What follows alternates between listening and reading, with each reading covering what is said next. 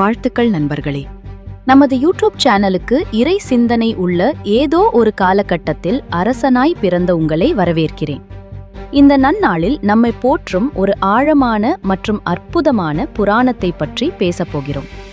விஷ்ணு பகவான் தன்னுடைய தசாவதாரங்களில் 9 அவதாரங்களை ஏற்கனவே எடுத்துள்ளார் என்று நாம் அறிந்தே இருக்கிறோம்.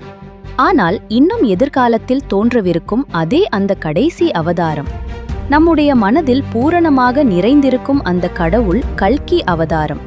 இந்து புராணங்களில் விஷ்ணுவின் 10வது மற்றும் இறுதி அவதாரமான கல்கி, கலியுகத்தின் இறுதியில் 7 சிரஞ்சீவிகளால் அல்லது அழியாத மனிதர்களால் பாதுகாக்கப்படுவார் அப்பிறக்கும் என்று கணிக்கப்பட்டிருக்கிறது. விஷ்ணு புராணம் போன்ற இந்து வேதங்கள் கல்கியின் பிறப்பு ஆயிரக்கணக்கான ஆண்டுகளுக்கு அப்பால் உள்ள கலியுகத்திற்குள் ஒரு குறிப்பிட்ட சகாப்தத்தில் நிகழும். முன்பு தொடங்கிய கலியுகம் 432,000 ஆண்டுகள் நீடிக்கும் என்று கூறப்படுகிறது. எனவே இந்து வேதங்களின் கணக்கீடுகளின்படி கல்கியின் வருகை பல ஆயிரம் ஆண்டுகளுக்கு பின்னால் இருக்கும் என்று கணிக்கப்பட்டுள்ளது. புராணுராணங்களின்படி தர்மத்தை மீட்டெடுத்து ஒரு புதிய சகாப்தத்தை உருவாக்குவதற்கான கல்கியின் பணியில் அவருக்கு உதவுவதற்காக பரசுராமர், அஸ்வத்தாமன், ஹனுமான் மற்றும் பலர் உட்பட இந்த சிரஞ்சீவிகள் தீர்க்க தரிசனம் கூறப்படுகிறார்கள்.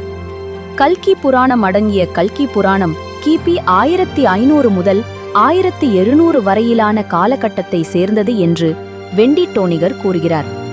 கல்கி புராணத்தில் வளர்பிறை நிலவின் 15 நாட்களில் 13ஆம் நாளில் ஷம்பலா என்ற கிராமத்தில் விஷ்ணு யாஷஸ் மற்றும் சுமதி ஆகியோரின் குடும்பத்தில் கல்கி பிறந்தார்.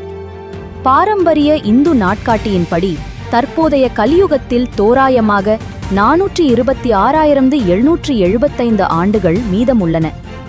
4 யுகங்களில் கடைசியான கலியுகம் கிமு 332 பிப்ரவரி 18 அன்று தொடங்கியதாக நம்பப்படுகிறது. கலியுகத்தின் காலம் 432,000 ஆண்டுகள் ஆகும். யுகச் சுழற்சியின் முடிவு அடுத்த சுழற்சியின் தொடக்கத்தால் குறிக்கப்படுகிறது. இது போன்ற காணொளிகள் வேண்டும் என்றால் மறக்காமல் சப்ஸ்கிரைப் பட்டனை அழுத்த வேண்டும்.